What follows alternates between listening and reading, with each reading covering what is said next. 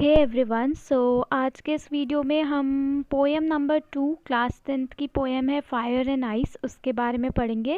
पहले हम पोएम पढ़ेंगे, उसके बाद हम उसकी समरी देखेंगे। So let's begin with the poem. It is written by Robert Frost. तो चलिए पोएम रीड करते हैं।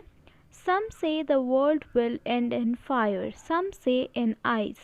From what I have tasted of desire, I hold with those who favor fire. But if it had to perish twice, I think I know enough of hate to say that for destruction, ice is also great and would suffice. Now we will look at the summary of this poem. Fire and ice is a poem by Robert Frost. जैसे कि मैंने आपको बताया कि ये Robert Frost ने लिखी है। In the poem the poet talks how both fire and ice can bring end to the world.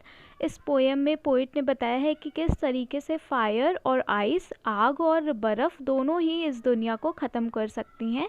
The poet explains how fire represent the extreme desire, anger and greed etcetera present within of human being. इसमें poet ने fire को represent किया है extreme desire, किसी चीज़ को पाने की चाहत, एंगर बहुत ज़्यादा गुस्सा या फिर लालचीपन, इन सब को फायर से रिप्रेजेंट किया है जो कि ह्यूमन बीइंग के अंदर प्रेजेंट होते हैं। Where is ice represent the human emotions of hatred, intolerance etcetera. And excess of either can destroy a relationship and be enough to bring end to this world.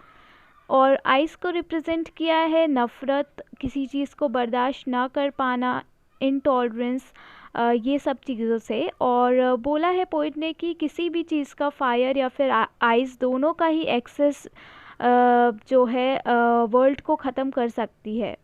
Some say that the world will end in fire and the others say that the world will end in ice.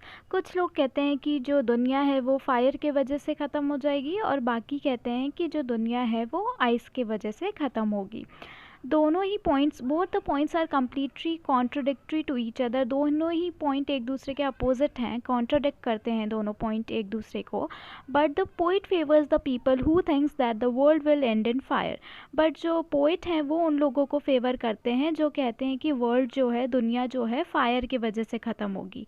Fire equals to desire and can consume the world.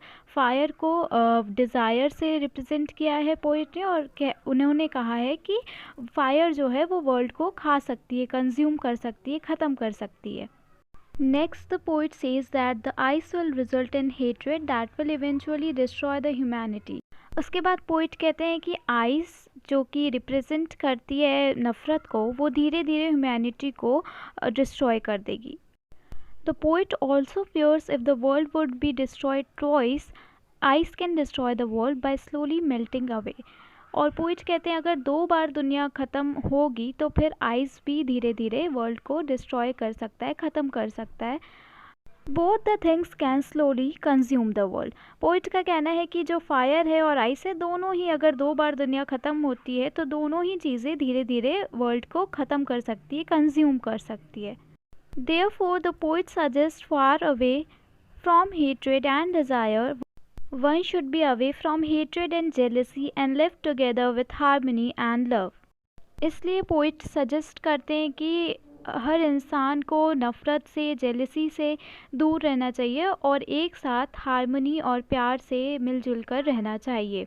The poet warns us that if we do not do so, the world will face more trouble and face human fallacy. और and में poet हमें warn करते हैं कि अगर ऐसा हम नहीं करते हैं, हार्मनी लव से हम नहीं रहते हैं, तो जो वर्ल्ड है, जो दुनिया है, वो ज़्यादा और भी ज़्यादा ट्रबल फेस करेगी, प्रॉब्लम फेस करेगी। Due to human fallacy arguments होंगे लोगों में और इस वजह से और प्रॉब्लम फेस करनी पड़ेगी। So that's all about the summary of the poem fire and ice. I hope आपको ये पोएम अच्छे से समझ में आई होगी, इसकी समरी समझ में आई होगी। Thank you for watching this video.